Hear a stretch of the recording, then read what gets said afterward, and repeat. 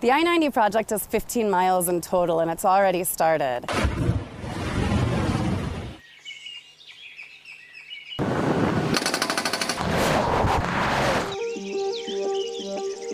Wildlife in the Cascades are always on the move, from the black bear walking at Gold Creek looking for berry fields to fatten up before hibernation, to the Teanaway wolf pack, where young individuals will go on a walkabout to not only check out the landscape that they're living within, but maybe find new places to set up a new home and new pack. I-90 has a tremendous impact on wildlife moving throughout the Cascades because it's carrying 27,000 vehicles a day bisecting the Cascades. If we prevent them from moving, we're blocking their ability to find food, we're blocking their ability to find places to live when conditions change, like the large fires we saw this year. And we're also blocking their ability to find new mates and have some genetic diversity in the population. So when the department first looked at this project, we looked at the transportation needs. We were really focused on the roadway. As we started developing our environmental impact statement, we took a context-sensitive view of this whole area.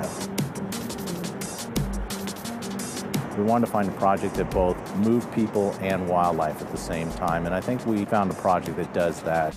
The I-90 Snoqualmie Pass East project did a remarkable thing. Instead of just improving the highway to flow traffic east-west, it's actually reconnecting wildlife that are trying to move north-south in the Cascades, and it's doing it in two ways. It's creating underpasses for wildlife to move freely underneath that freeway, and then it's building bridges over the freeway for wildlife to move over it. So behind me is the Gold Creek bridges. This is a win-win where everything kind of came together. We were able to address the transportation freight community needs by building a new bridge that has the 6 lanes on it.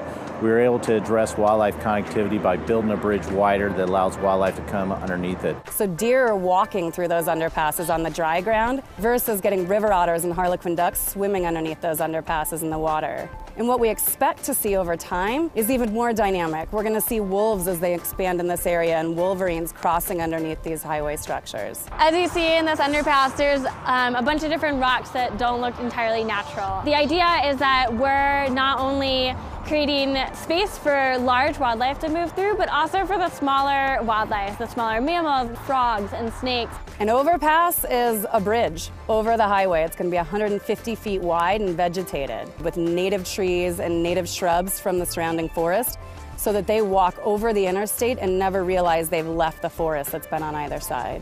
When people look at us and say this is crazy, their number one question is, how do we know wildlife will use these? In Banff, Canada, they have recordings of lynx and wolverines and grizzly bears crossing these structures, and so we know they're working and they are constructed elsewhere in the West. So our next funded phase of construction will start in 2015, and as part of that project we're going to expand the roadway to 6 lanes and do the highway improvements for another 2 miles. And one of the key features is we'll be building the first wildlife overcrossings as part of this project.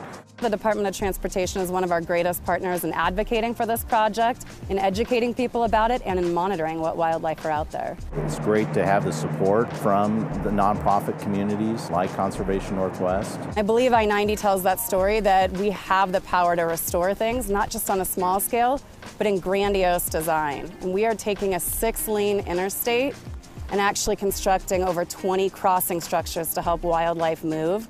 So I feel hopeful when I look at I-90 because I can watch progress happen and I know what it adds up to.